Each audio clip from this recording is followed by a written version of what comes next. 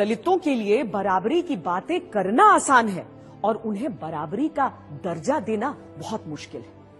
अछूतों को समाज में बराबरी का दर्जा देने के लिए आरक्षण के सवाल पर सभा बंटी हुई थी। ऐसे कई सदस्य थे जो ऐसा मानते थे कि अगर आरक्षण को लागू किया गया तो देश अगड़ों और पिछड़ों में बंट जाएगा। इसीलिए सार्वजनिक तौर पर भी और निजी तौर पर भी आंबेडकर को यह समझाने का प्रयास चल रहा था कि आप आरक्षण की मांग को छोड़ दीजिए। भीमराव, आपसे एक बात करनी थी। जी बोलिए।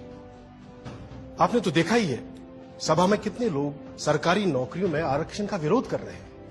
अब अगर शेड्यूल कास्ट और शेड्यूल ट्राइब वालों को आरक्षण दिया गया तो आप तो जानते ही हैं फिर सिख, ईसाई, पारसी, मुसलमान कोई पीछे नहीं रह जाएगा। हाँ, मगर सिख, ईसाई, पारसी, मुसलमान या किसी और का मुकाबला अनुसूचित जनजातियों के साथ नहीं हो सकता। ये सारी जातियां पैसे वाली भी हैं और सोशली सिक्योर्ड भी। ठीक बात है, पर अगर एक बार आरक्षण का दरवाजा खुल गया तो देखिएगा सभी लोग अपना हक मांगेंगे और हिंदुओं के लिए सरकारी नौकरियों में जगह नहीं बचेगी, जबकि संख्या में वो सबसे ज्यादा है।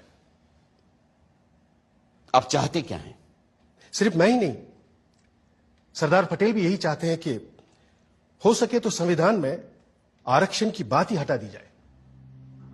मेरे रहते संविधान से आरक्षण नहीं हटने वाला, चाहे आप कितना भी जोर लगा लें मुंशी जी। पर कोई रास्ता तो हो सकता है ना? हाँ, एक रास्ता है। मैं ही हट जाता हूं संविधान की ड्राफ्टिंग कमेटी से। अरे फिर आप लोग जैसा चाहें वैसा संविधान बना लीजिएगा।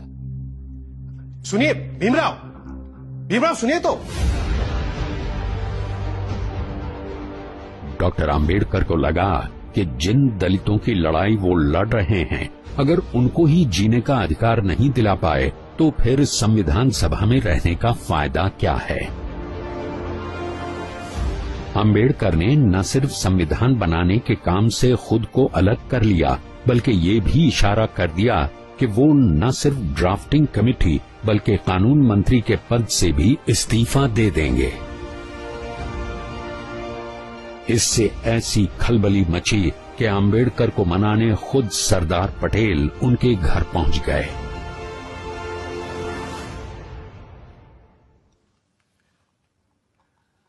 मुंशी जी की बातों से आप नाराज हो गए भीमराव? लेकिन वो तो आपकी बात लेकर आए थे मेरे पास, इसीलिए मैंने कहा कि मैं ही ड्राफ्टिंग कमेटी से हट जाता हूं। आप तो जानते हैं कांग्रेस क्या पूरे भारत में दूसरा और कोई है ही नहीं जो हमारे संविधान को आकार दे सके। खुद बापू भी यही कहा करते थे। लेकिन आप उनकी बात मानते कहां हैं पटेल जी? गांधी जी पिछड़ों को रिजर्वेशन देने की मेरी तजवीज से सहमत थे। पंडित नेहरू ने तो खुद पंडित होते हुए भी यह कहा कि सदियों से हिंदुओं ने निरीह अछूतों और आदिम जातियों को बेबसी, दरिद्रता और अशिक्षा में रखा। फिर अगर हमें उन्हें सबके साथ बराबर लाना है तो हमें उन्हें स्पेशल ट्रीटमेंट देना ही होगा। आपकी बात सही है, पर आप तो जानते हैं कि बड़े पदों पर हम मेरिट के आधार पर ही लोगों को ले पाएंगे। तो फिर क्लर्कों की नौकरी के लिए इतना बड़ा जोखिम उठाना? जोखिम? मुझे तो इसमें कोई खतरा नजर नहीं आता। खतरा यह है कि अगर हमने एक विशेष वर्ग को आरक्षण दे दिया तो बाकी के लोग भी आरक्षण की मांग करेंगे और भारत भर में जातिवाद का ये जहर फैलता जाएगा। जहर तो हमने पिया है सदियों से और फिर भी हम जिंदा हैं।